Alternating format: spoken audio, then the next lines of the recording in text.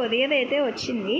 అది ఫ్రీగా ఎలా వచ్చిందో తెలుసుకోవాలంటే లాస్ట్ వరకు వీడియోని స్కిప్ చేయకుండా చూడండి.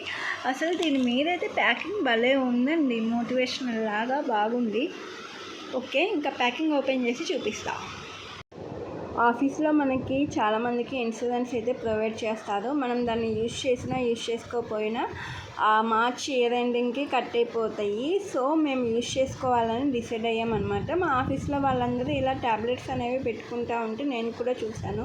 అంతకుముందు అయితే నాకు తెలియదు అనమాట ఈ ఆప్షన్ ఉందని. ఇంకా చూసి నేను కూడా మా ఇంట్లో వాళ్ళకి యూజ్ అయ్యిద్దని చెప్పి ఈ ట్యాబ్లెట్ అయితే యాడ్ చేశాను అనమాట. ఇంకా అలానే వస్తాయా రావా, అసలు ఇస్తారా ఏదా ఫ్రీగా అనుకున్నా, కానీ ఇచ్చారు. ఎప్పుడో ఉన్న ఫంక్షన్కి ఇప్పుడు చీరలు చూపిమంటే మా ఇంట్లో వాళ్ళు వీడియో కాల్ చేసి ఇంకా చీరల ఎగ్జిబిషన్ అయితే పెట్టానమాట. ఇంకా ఎగ్జిబిషన్ అయిపోయాక ఈ ఫోల్డ్ చేసి పెట్టాలంటే నా తల ప్రాణం తోక్కొచ్చేసింది. ఇంకా అదే పనిలో ఉన్నాను. డేలో అన్నీ మంచి జరగాలనే లేదు, ఒక్కోసారి బ్యాడ్ ఎక్స్పీరియన్స్ కూడా అవుతూ ఉండిద్ది. అలా ఏం జరిగింది అంటారా, చెప్తాను వినండి. ఫోల్డింగ్ అయిపోయిన తర్వాత నేను మా మమ్మీతో వీడియో కాల్ చేసి మాట్లాడుతూ రైస్ అయితే పెట్టానమాట. రైస్ సక్సెస్ఫుల్గా మాడగొట్టాను. ఇంకా అవన్నీ చేసే ముందు నేను బట్టలు వాషింగ్ మిషన్ అయితే వేసాను. నేనేమనుకున్నానంటే నేను తిని ట్యాబ్లెట్ వేసుకునే టయానికి, అంటే నా బెడ్ టైంకి ఇది అయిపోయిద్ది, ఇంకా మొత్తం ఆరేసి పడుకుందాము, రేపు వీక్ ఆఫ్ కదా, వీక్ ఆఫ్లో ఈ పనులు ఎందుకులే, ముందే వాష్ చేసి పెట్టుకుందాం అన్న ఉద్దేశంతో ఇలా చేశాను. ట్యాబ్లెట్ వేసుకున్నానో లేదో, ట్యాబ్లెట్ నార్మల్గా అయితే అలా వేసుకొని నార్మల్గా ఫోన్ చూస్తా అలా పడుకున్నాను అంతే. ఎప్పుడు నిద్ర పట్టిందో నాకే తెలీదు.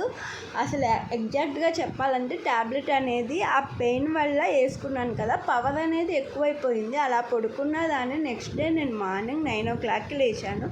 నార్మల్గా నిద్రపోయేటప్పుడు నార్మల్గా డోర్స్ అన్నీ వేసుకుంటాం కదా, వాషింగ్ మిషన్ ఆన్లో ఉంది, అది కూడా మర్చిపోయి అంత పవర్తో ఎక్కువైపోయింది అనమాట నాకు. అయ్యో ఏంది ఇలా అయిపోయింది అసలు. నెక్స్ట్ డే అయితే నేను చాలా పెట్టుకున్నాను అనమాట, బయటికి వెళ్ళాలి అది ఇది అని చెప్పి. మొత్తం ప్లాన్స్ అన్నీ ఫెయిల్ అయిపోయినాయి. ఇంకా నెక్స్ట్ డే హెల్త్ బాగోలేదు. ఇంకా ఇలానే ఉంటే, తినకుండా ఉంటే ఇంకా హెల్త్ ఖరాబ్ అయ్యిద్దని చెప్పి ఇంకా మళ్ళీ వండుకొని మళ్ళీ తిన్నాను.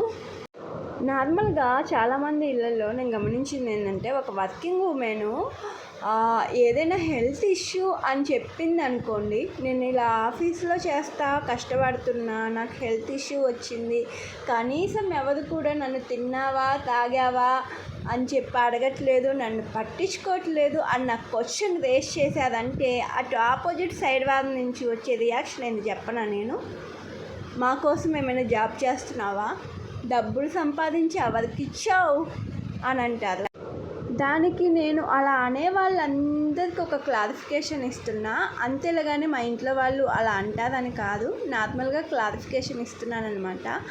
ఒక అమ్మాయి జాబ్ చేస్తుంది అంటే ఫైనాన్షియల్గా కంపల్సరీ 99% ఈ రోజుల్లో వాళ్ళ ఇంట్లో వాళ్ళకి సపోర్ట్ చేద్దామనే జాబ్ చేస్తున్నారు. అలాంటి వాళ్ళ నేను తిన్నావా తాగావా బతుకున్నావా చచ్చిపోయావా అని చెప్పి అడగకపోయినా పర్లేదులే, కానీ అనాలోచితంగా మాటలు అంటే మాత్రం వాళ్ళకి ఎక్కడో కాలిద్దనమాట. సో అదనమాట.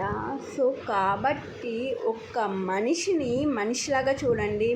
మా ఇంట్లో వాళ్ళే ఆ చాప కింద నీరులా పడి ఉంటారు, నేను ఏది చేసినా జరిగిద్ది, నేనేమన్నా పడతారు అని అంటే వాళ్ళు ఒక్కసారి అడ్డం తిరగడం స్టార్ట్ చేశారనుకో, ఇంకా నీ బాధ నువ్వెవరికి చెప్పుకోలేవు అనమాట. అలా ఉండిద్ది ఆడవాళ్ళతో.